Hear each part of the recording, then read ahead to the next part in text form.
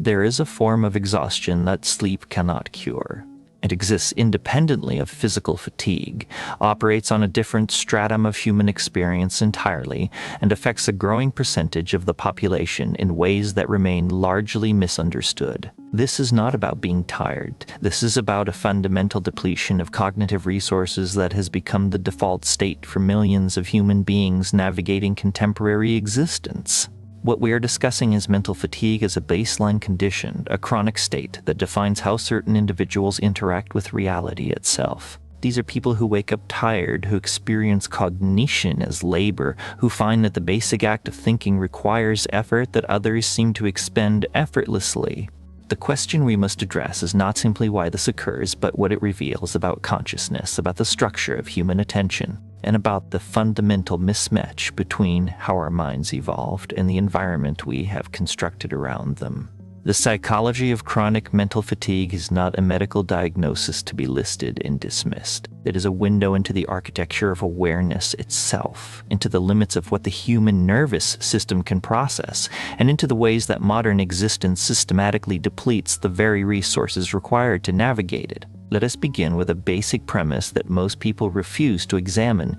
Your attention is under siege, not metaphorically, not as a turn of phrase. Literally, there are systems designed with precision and backed by billions of dollars in research, whose sole purpose is to capture, fragment, and monetize your cognitive resources.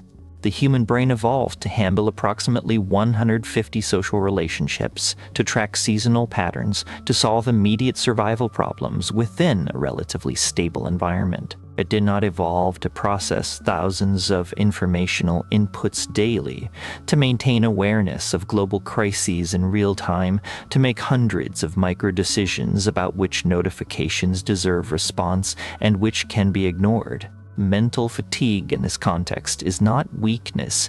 It is the inevitable result of running cognitive machinery beyond its operational parameters. When you feel mentally exhausted after doing nothing physically taxing, you are experiencing the cost of attention switching, of decision fatigue, of maintaining multiple contexts simultaneously in working memory. Each email, each notification, each social media interaction creates what psychologists call a cognitive switch cost. Your brain must disengage from one context, reorient to another, load new information into working memory, and then attempt to return to the previous task.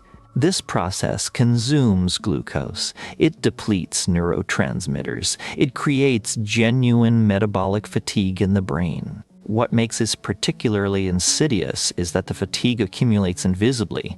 You do not feel each individual switch cost. You feel the aggregate effect hours later when your capacity for focused thought has been completely depleted.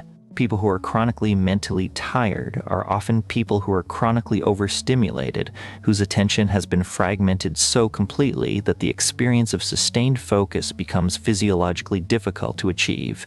Mental fatigue is not distributed randomly across the population. It clusters in people with specific cognitive profiles, and understanding this pattern reveals something crucial about consciousness itself. Executive function is the term psychologists use to describe the brain's management system. It encompasses working memory, cognitive flexibility, and inhibitory control. These are the processes that allow you to plan, to resist impulses, to hold information in mind while manipulating it, to shift between tasks, to monitor your own thinking. Executive function is essentially the conscious mind's ability to direct itself. People with impaired or overtaxed executive function experience mental fatigue as their baseline state because the very act of self-regulation consumes their available resources. Every decision about what to focus on, every attempt to suppress a distraction, every effort to remain on task draws from a limited pool of cognitive energy. When that pool is small or constantly depleted, the result is chronic mental exhaustion. This is particularly relevant for individuals with ADHD, autism spectrum conditions, depression, anxiety disorders, and chronic stress. These conditions do not simply create emotional distress. They fundamentally alter the efficiency of executive function. A person with ADHD uses more cognitive resources to achieve the same level of focus that a neurotypical person maintains automatically. A person with anxiety depletes executive function by constantly monitoring for threats. The result is that basic cognitive tasks that should be automatic require conscious effort. This is exhausting in a way that is difficult to communicate to people who have never experienced it. We need to address a fundamental misconception about mental fatigue, the belief that it represents a lack of willpower, a failure of discipline, or weakness of character. This belief is not just wrong. It is based on a complete misunderstanding of how consciousness operates. Mental energy is not a metaphor. It is a biological reality. The brain consumes approximately 20% of the body's total energy, despite representing only 2% of body mass. Thinking is metabolically expensive. Different cognitive tasks consume different amounts of glucose and oxygen. Decision-making, focus, emotional regulation, and creative problem-solving all draw from the same limited pool of resources. When those resources are depleted, you experience what researchers call ego depletion or decision fatigue. Your capacity for self-control diminishes. Your ability to resist impulses weakens. Your mental clarity decreases. This is not a character flaw. This is basic neurobiology. People who are chronically mentally tired are often people who deplete their cognitive resources faster than they can replenish them. Chronic stress elevates cortisol, which interferes with prefrontal cortex function. Poor sleep prevents the brain from clearing metabolic waste products. Nutritional deficiencies limit the availability of neurotransmitter precursors. Chronic inflammation affects brain function directly. Information overload creates constant low-grade cognitive load. The important insight here is that mental fatigue is not something you can simply push through. The brain is not a muscle that gets stronger with use. It is an organ with metabolic limits. When you ignore those limits, performance does not improve. It degrades progressively until cognitive function becomes seriously impaired. There's another dimension to chronic mental fatigue that operates below conscious awareness: the cost of sustained threat detection. The human nervous system evolved in an environment where threats were immediate, concrete, and episodic. You encountered a predator, you responded, the threat resolved. The stress response activated, then deactivated. Contemporary existence has inverted this pattern. Threats are now chronic, abstract, and unresolvable. Financial insecurity, social pressure, information about global catastrophes, the instability of employment, these create a state of permanent low-grade activation of the stress response. Your nervous system treats these abstract threats as real dangers requiring vigilance. Hypervigilance is the state of constant monitoring for threats. It is exhausting because it never stops. The brain's threat detection systems remain active, scanning the environment, evaluating every input for potential danger. This happens largely outside conscious awareness, but it consumes enormous amounts of cognitive resources. People who grow up in unstable environments, who experience trauma, who face ongoing discrimination, who live with chronic uncertainty, develop hypervigilance as an adaptive strategy. The problem is that once this pattern is established, it persists even when the threat level decreases. The nervous system gets stuck in a state of constant alertness, unable to fully relax, always anticipating the next crisis. The individual experiencing this often has no conscious awareness of the process. They simply feel tired. They struggle to concentrate. They find that their mind is never fully at rest. What they are experiencing is the cost of a nervous system that cannot downregulate, that remains locked in a state of readiness that was meant to be temporary but has become permanent. We must now examine what happens in the brain when it is supposedly at rest. Neuroscientists have identified what they call the default mode network, a set of brain regions that activate when you are not focused on external tasks, when your mind wanders, when you daydream or engage in self-referential thinking. For most people, the default mode network allows the brain to consolidate memories, to process emotional experiences, to make creative connections between disparate pieces of information. It is restorative. It is necessary for psychological health. But for people who are chronically mentally tired, the default mode network often becomes a source of additional fatigue rather than rest. This happens when the mind's wandering becomes rumination, repetitive, negative, self-focused thinking that loops endlessly without resolution. Rumination is not rest, it is work. It consumes energy, depletes mood, and prevents genuine mental recovery. This pattern is particularly common in depression and anxiety. The default mode network becomes hijacked by worry and negative self-evaluation. When the person tries to rest, their mind immediately begins generating anxious thoughts or depressive ruminations. They cannot actually recover because their brain's resting state has become another form of cognitive labor. The result is that even during periods of apparent rest, the individual is expending cognitive resources. They sleep but do not feel restored. They take breaks but do not feel refreshed. The fatigue persists because there is no true downtime, no period during which the brain can genuinely recover.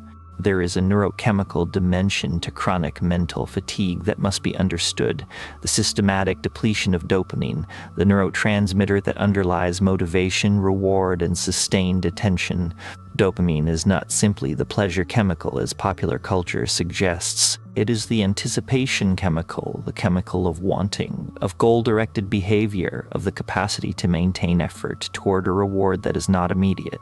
When dopamine function is impaired, you experience a specific form of fatigue, the inability to initiate tasks, to sustain motivation, to find activities engaging or rewarding. Contemporary existence has created a dopamine crisis through what researchers call supernormal stimuli, artificially intense sources of reward that exceed anything found in the natural environment. Social media delivers unpredictable rewards on a variable ratio schedule, the same reinforcement pattern that makes gambling addictive. Video games provide immediate feedback and constant novelty. Processed foods deliver concentrations of sugar, salt, and fat that overwhelm the brain's satiety mechanisms. The problem is that these supernormal stimuli dysregulate the dopamine system. The brain adapts to high levels of stimulation by downregulating dopamine receptors. This means you need more stimulation to feel the same level of reward. Activities that should be satisfying, reading, conversation, creative work, physical exercise, become insufficiently rewarding to motivate behavior. You experience anhedonia, the inability to feel pleasure or motivation. People experiencing this form of mental fatigue often describe feeling like they are pushing themselves through every task, like nothing feels rewarding, like they have to force themselves to do things that they know they should want to do. This is not a psychological problem that can be resolved through willpower. This is a neurochemical problem that requires understanding the mechanisms of dopamine function. Now we arrive at a more fundamental question. What is the actual limit of conscious processing? What happens when we consistently exceed it? Consciousness has a bandwidth problem. Research suggests that the conscious mind can hold approximately 4 to 7 chunks of information in working memory at any given time. It can focus on one task effectively, or split attention between 2 tasks with significant performance degradation. Beyond that, it cannot actually multitask. It can only switch rapidly between tasks, incurring the switch costs we discussed earlier. This bandwidth limitation is not a bug. It is a feature of how consciousness evolved. Focused attention allowed our ancestors to track prey, to craft tools, to solve complex problems. But it came with a trade-off. We can only focus on a limited amount of information at once. Modern existence systematically violates this constraint. We are expected to monitor multiple channels of communication simultaneously, to manage complex schedules, to make decisions with incomplete information under time pressure, to maintain awareness of hundreds of social relationships, to process news from around the world. The result is that the conscious mind becomes a bottleneck. Information floods in faster than it can be processed. Tasks accumulate faster than they can be completed. The backlog of unprocessed information and uncompleted tasks creates a constant cognitive load, a background awareness of everything you are not doing, not processing, not attending to. People who are chronically mentally tired often have exceptionally high cognitive loads. They are not just thinking about what they are doing in the present moment. They are simultaneously aware of the 20 other things they need to do. This creates a state of permanent partial attention, never fully focused on anything, never fully at rest, always maintaining awareness of multiple threads simultaneously. This is cognitively exhausting because it prevents the kind of deep processing that allows tasks to be completed and cleared from working memory. Instead, tasks remain open loops, continuing to occupy cognitive resources even when they are not being actively worked on. We need to step back and examine this from an evolutionary perspective because mental fatigue is fundamentally a problem of mismatch between our cognitive design and our current environment. Human consciousness evolved over hundreds of thousands of years in small group, relatively stable environments where social relationships were face-to-face, where information came at a manageable pace, where the problems you faced were concrete and solvable, where novelty was rare, and where sustained attention to survival-relevant tasks was rewarded with clear outcomes. Contemporary existence violates every one of these design parameters. We interact with thousands of people through digital media. We face constant novelty and change. We must respond to abstract threats like climate change and economic instability that provide no clear action steps. We are bombarded with information that has no survival relevance. We are expected to maintain focus for extended periods without genuine rest. The result is not that humans are defective. The result is that we are operating cognitive machinery in an environment it was never designed for. Mental fatigue in this context is not pathology. It is the predictable outcome of systematic mismatch. This realization is important because it shifts how we understand the problem. People who are chronically mentally tired are not weak or flawed. They are experiencing the natural limits of human cognitive capacity being exceeded by environmental demands. They may be more sensitive to this mismatch than others, but the mismatch exists for everyone. The question then becomes not how to fix the individual, but how to recognize these limits and structure existence in ways that respect rather than violate them. This requires acknowledging that there are genuine constraints on attention, on information processing, on decision-making capacity, and that these constraints cannot simply be overcome through effort or willpower. Here we encounter a profound paradox. The activities that would most effectively restore mental energy are precisely the activities that mentally fatigued people find most difficult to engage in. Genuine recovery from mental fatigue requires activities that allow the default mode network to function restoratively. Walking in nature, engaging in creative activities without performance pressure, having unstructured time without goals or obligations. Experiencing genuine social connection without the performance demands of digital interaction. These activities share common features. They are low stakes. They do not require sustained executive function. They provide gentle engagement without cognitive overload. They allow the mind to wander productively rather than falling into rumination. They reconnect you with immediate sensory experience rather than abstract concerns. The problem is that accessing these activities requires the very resources that mental fatigue depletes. You need executive function to plan a walk in nature, to set aside time to overcome the inertia of exhaustion. You need motivational resources to engage in creative activities when your dopamine system is depleted. You need social energy to connect with others when interaction feels like labor. This creates a self-reinforcing cycle. Mental fatigue prevents engagement in the activities that would restore energy, which perpetuates the fatigue, which makes recovery activities seem even more difficult to access. People get stuck in this cycle, unable to initiate the very behaviors that would help them. Breaking this cycle requires understanding that recovery does not mean doing more. It means doing less, but doing it intentionally. It means creating conditions that allow rest rather than forcing productivity. It means recognizing that sometimes the most important thing you can do is nothing. Sit without distraction, allow boredom, let the mind settle. There is a final dimension to chronic mental fatigue that operates at the level of meaning and purpose, the exhaustion that comes from activity without significance, from effort without meaning, from existing in systems that feel fundamentally misaligned with human needs and values. Viktor Frankl observed that humans can endure almost any suffering if they perceive it as meaningful. The inverse is also true. Activity that lacks meaning, that feels pointless or disconnected from values, depletes energy even when it is not objectively difficult.